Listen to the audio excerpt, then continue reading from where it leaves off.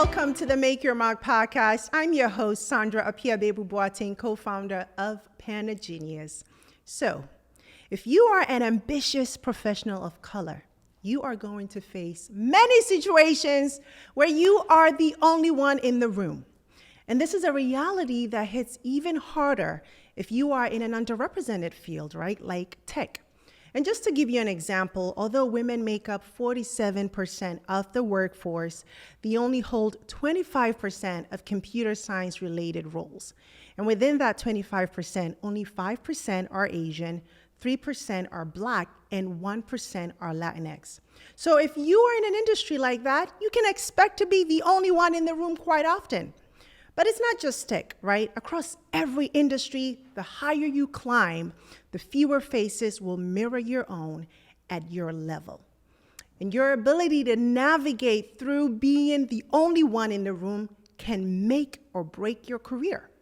There are two things that can happen when you find yourself in that position. You can completely shrink to make other people comfortable, or you can take advantage of that as an opportunity to shine, own the room, and make your mark. I am excited to have as my guest today a certified professional coach, facilitator, and educator of inclusive methods who is going to help us delve into this discussion and provide practical strategies. My guest today is Lisa Akpan. Lisa, welcome to the show.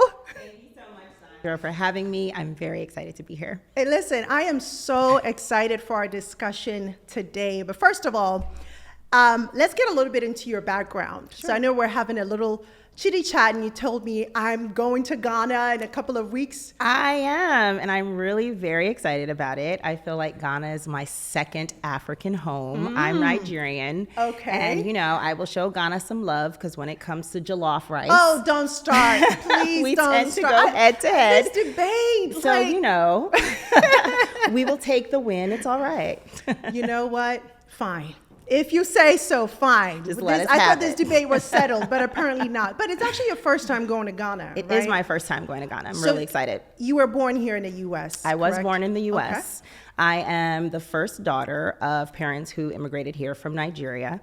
And as a first generation American, Yes. I think most people who are first generation understand that, you know, your parents have a lot of expectation and it comes with a lot of responsibility. Absolutely. And so when I was 9 years old, though, my parents took our family back to Nigeria.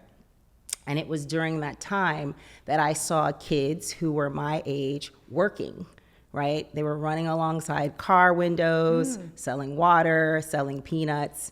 And for me, I think that was the first point that I can remember where service and wanting to understand the disparities in access, in privilege came up for me. And I remember having a conversation with my parents who are both deeply spiritual. I come from a Christian home, and their response to me is, what are you gonna do about it, right? And to whom much is given, much is expected. And so I think for me, it really started a journey of service, and particularly service around Black and brown folks, and just kind of ensuring that we have access and the resources that we need to succeed. So what led you into professional development and coaching, the work that you're doing now? Yeah, so we came back from Nigeria when I was in high school. And during that time, I went through an entire process of career exploration, right? So I started out in education. I was a science teacher.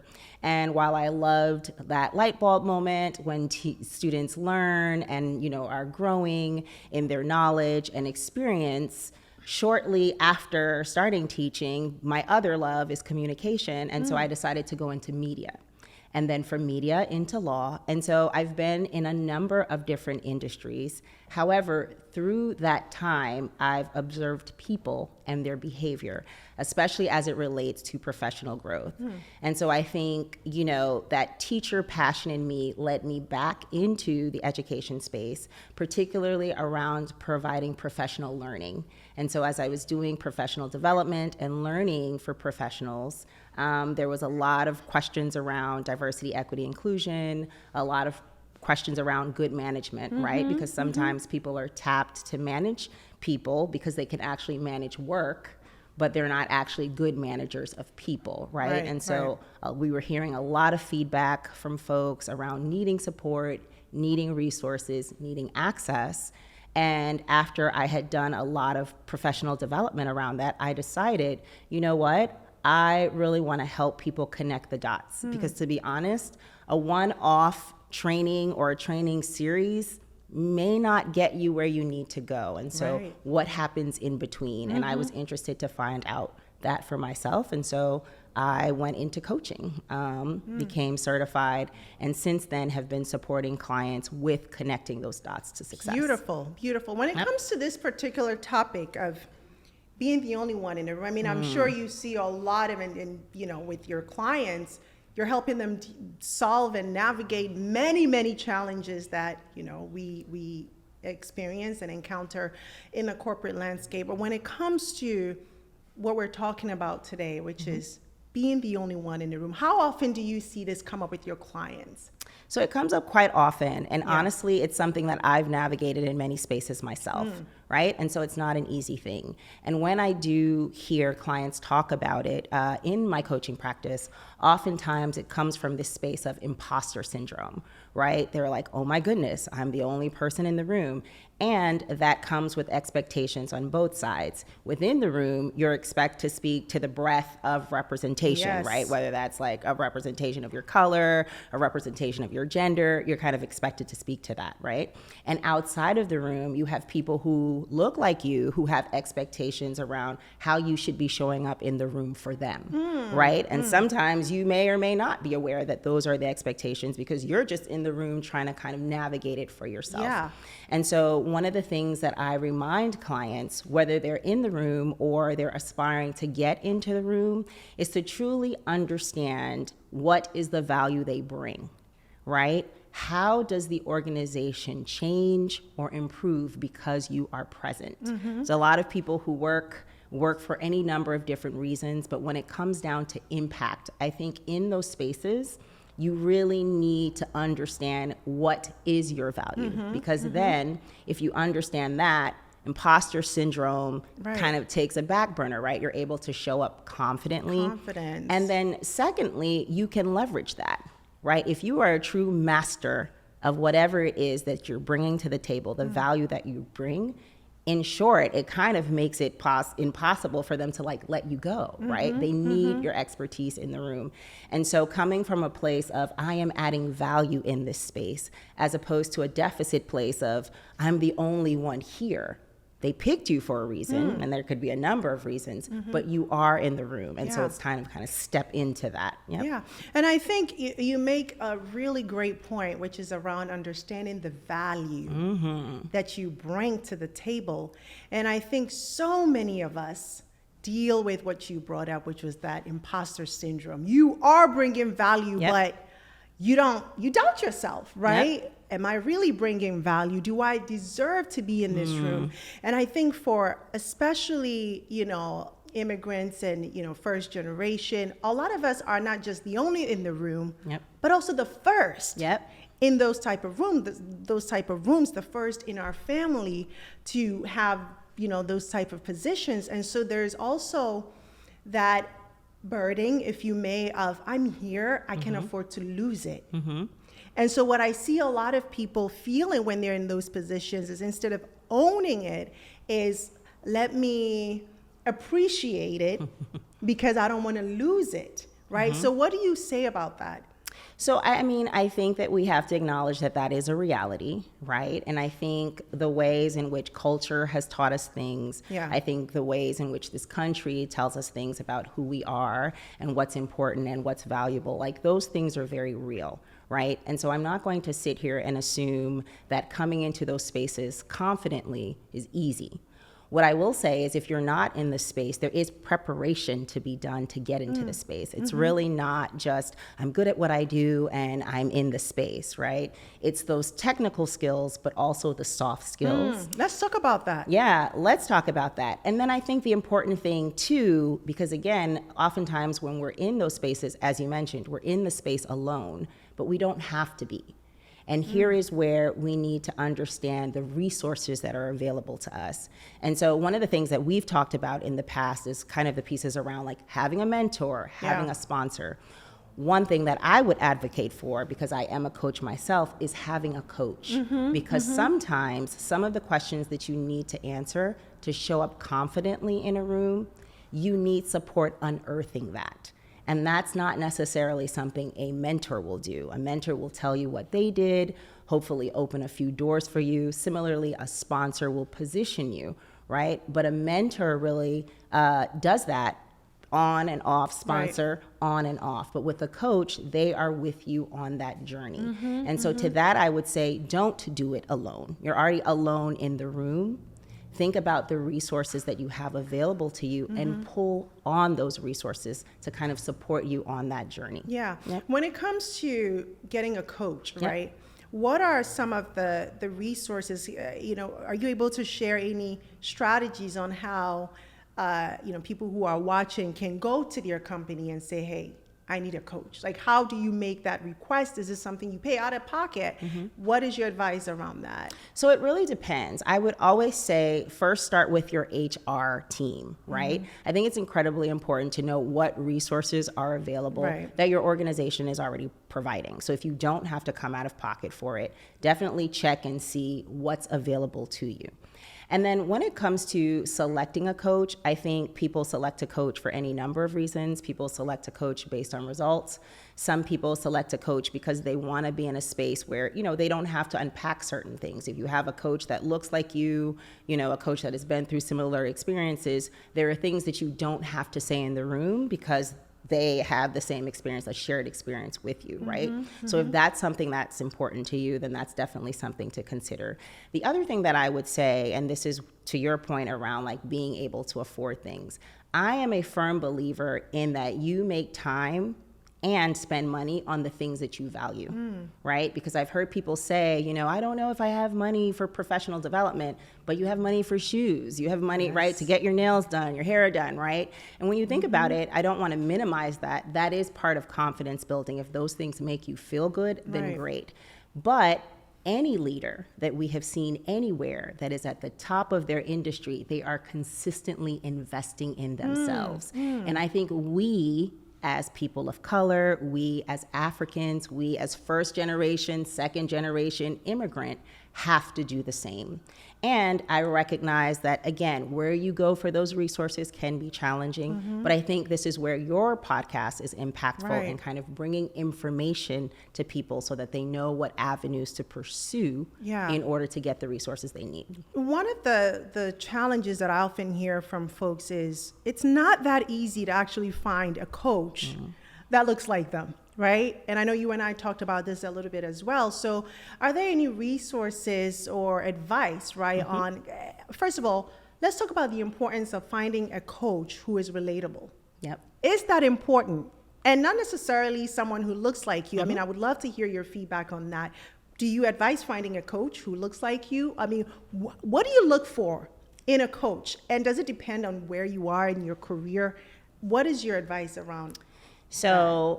As a coach, I see myself as a passenger seat driver, and that means that my client is the driver. And so I think you have to figure out what is of value to you when you're looking for a coach. If it's valuable to you to have someone who looks like you because, you want to be able to come into the space and not have to unpack things, then that's okay. If your focus is really around, I need someone who understands my industry and they need to help me navigate, then you can find a coach who has a background in your industry. So I would really offer that it's the individual's choice. It's much like getting a therapist, right? You can get a therapist who looks like you. That doesn't actually mean that it's going to be a good experience. So I think in order to find a coach, similar to finding a therapist, you have to be willing to be honest and transparent because they can only coach to the degree that you let them in. So I think you're taking the time to evaluate what it is you need, understanding what it is you need, and then using that to inform what you're then looking for. I don't necessarily recommend just finding someone who looks like you. And what about the idea of having multiple coaches? Is that something that it makes sense, right? Because from what I'm hearing, you may want a coach who can coach you based on being the only one in the room, for example, right? And a coach who may be more understanding of the industry that you're in or your career level and might be more able to help you elevate, right, climb up based on where you are. So is it advisable to have multiple coaches working with you at one time?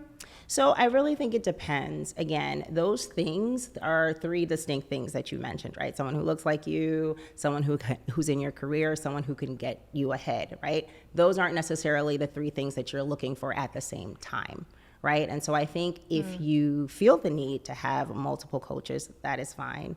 But here's where I would advocate for getting a professional, right? Because there's a lot of people out there who just give advice. And I think, to the degree that it makes sense, take that advice. But a coach with proper training who is centering you should be able to help you navigate really in any space. Because I think the mistake that people make is thinking that a coach is like a mentor who will tell you what to do.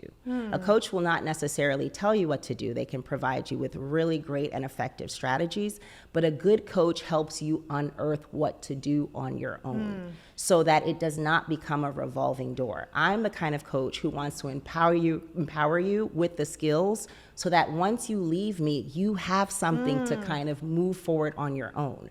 I'm not the coach that is going to have you in my chair week after week after week after You're week not a after week. therapist. I'm not a therapist. Right. And I would offer a good therapist Right. the same, right? You want to empower your clients with tools that they can use. So if you're not around, if you go to Mexico, your client's life shouldn't stop because you're on vacation. They should be able to take some of the resources and tools that you've given them and put into practice. So how do you cultivate those things yourself? Because believe it or not, the answer is not outside. The answers are in you. And what you need is someone to kind of clear the pathway so that you can see it. Not necessarily take you there and drop you there, but help you to figure out how to navigate. So when you're in another situation or scenario, you can pull on those resources and navigate that as well. Yeah, and Lisa, you brought up a really good point, and I think it's very important that we distinguish the difference between a professional coach, a coach, right? Or I should say certified coach, a sponsor, a mentor, right? Can you talk a little bit about that? Because I feel like oftentimes all those things are brought up in the same conversation, and we really don't distinguish the difference. I think there is such an important distinction to be made. And I 100% agree. That does often get conflated. So when we're thinking about a coach, right? A coach is usually a person who centers you. Their whole job is to listen to you, to understand your goals, and to help you unearth the things that are blocking you from getting there, right? So they're empowering you with tools so that you can move through that moment and hopefully moments in the future. So that's a coach. A mentor is someone who has walked the path that you're desiring to walk or the path that you're currently on. And their goal is to really help you save time, right? So if they know that, okay, when I started this road and this journey, I didn't know these things and that kept me stuck for a year or two.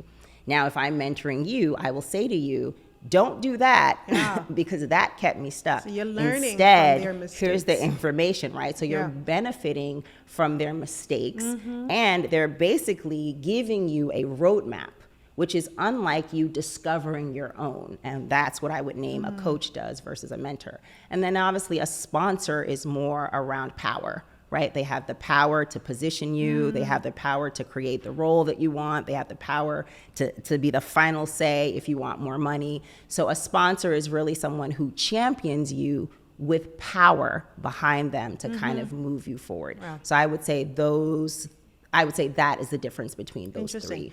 And so would you say that no matter what level you are in your career, what industry you are, at any given level, you should have a mentor, you should have a coach, you should have a sponsor. Do you agree with that? I agree. I think if you have access to those things, absolutely. I think a mentor is usually one of the easiest to find. I know a lot of organizations have mentorship programs, right? And people have different experiences with that. I think a coach, obviously I'm a coach, might be a little biased, but it's definitely critical because I think that is the person that is doing the day-to-day with you, right? And then a sponsor, that really kind of depends on the industry you're in, because not a lot of people have access to sponsors, right? And so if you're lucky enough to have access to one, then absolutely make sure that you keep them, right, in your resource pool. But I would say at the very least, having a mentor and a coach, I think especially if you're just starting out, is critically important. So Lisa, for our listeners who find themselves in this situation right now, and they're saying, yeah, I can relate. I am the only one in the room and I don't like it. I don't like it. What is your top 3 advice? So I would say, as I said earlier, know the value that you bring into the room, because that will anchor you in your ability to step into that room in full confidence of what you do, the value that you bring, right? The second piece of advice that I would give is know why you want to be in the room and what you're getting out of it. So often people go into this room and it's about, oh my goodness, there are all of these expectations for me. But I think you want to go into that space also understanding what you want to get out of it. Are you in that space because it's a great opportunity to be with other experts and master something in addition to your craft? Are you in that space because as the only person in that space, you're thinking about the other people who look like you and how their feedback, how their experiences, and how their ideas come to a leadership table? So really understanding what you want to get out of it and why you're there. I think that's critically important because once you know while you're there, when the time is done and you've accomplished what you are there for, then you know when it's time to exit. Right? Because part of this is a journey of growing on to what's next. So knowing what you want to accomplish, recognizing when it's accomplished, and knowing when to leave.